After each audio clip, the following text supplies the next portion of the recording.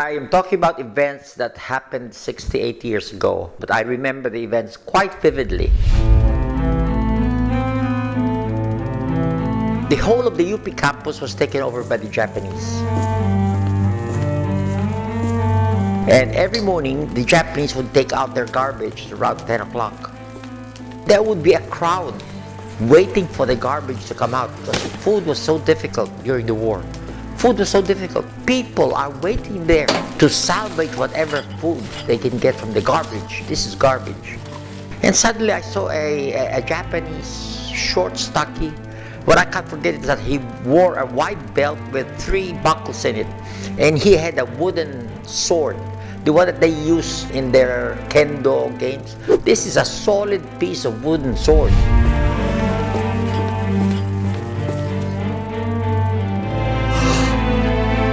And he began hitting and hitting and hitting one of the men who was there trying to grab whatever food was in the garbage can.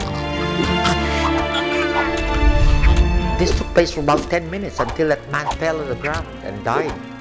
He was dead. That's the atrocity I cannot forget. He was a man starving to death, fighting for his life for garbage, and here comes this Japanese with his solid wooden sword and begins to hit him until he died.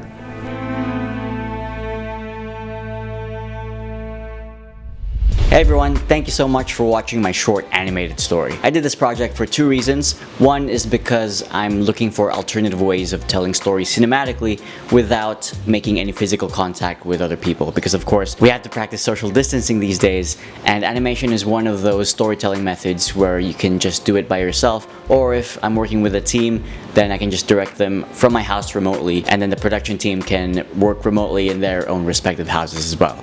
So that's the first reason, is because I'm trying to get into animation. But the second reason is to commemorate the launch of my first 2 war documentaries, Manila 1945, The Rest of the Story, and Unsurrendered 2. These are movies about World War II in the Philippines that contain lots of stories, just like the one you just watched, but also there are some inspiring and heroic stories as well, of course. And I know that a lot of teachers and historians and professors and even students have been asking for a more accessible way to watch these movies for a long time now, because for years we've just been selling them through DVDs or by organizing public screenings in theaters or in schools. But again, because of the pandemic and social distancing, we can't really have those public screenings anymore, and DVDs are just obsolete technology now. Anyways, the link to watch these movies on demand, and you can buy or rent them, they're in the description below. And just a heads up, they are 5 years old now, so in terms of the technical aspects of the movies, they're a bit dated now, okay? But in terms of the actual content in these movies, they are definitely still relevant to what's happening today, especially to what's happening today, because we are living in a time of crisis,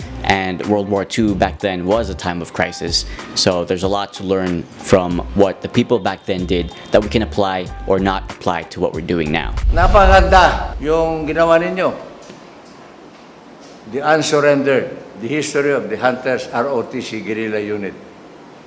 And this is a beautiful example of love of country, patriotism, at saka tapang na ang ating mga kabataan ay dapat nilang sundin.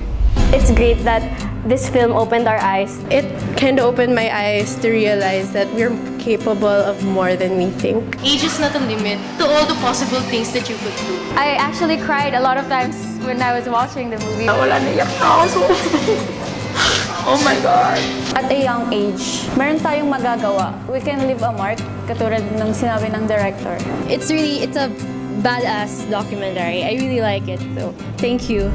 Sa documentarying to, nagbubukas ito ng mga bagong opportunity at ng mga bagong pinto para gumawa tayo ng paraan. Tayong mga kabataan, gumawa tayo ng paraan para matuldukan na yung mga pangyayaring ito. It makes us aware as artists, not just to produce what we feel inside, but also what's relevant to others. Thank you very much to the producers and the filmmaker for this wonderful film. Gusto ko siyang ipakita sa lola ko. Now that I saw that, I felt like I came out of this room as a Filipino. And ang galing kasi kaya palang gawin ng isang pelikula yun. So there you go. I hope that you guys can go check out my films if you haven't watched them yet. But other than that, consider subscribing to this channel. I know I haven't posted for a few weeks now, but starting this week, I should be able to start uploading at least one video once a week. So yeah, thanks for watching and see you guys again next week.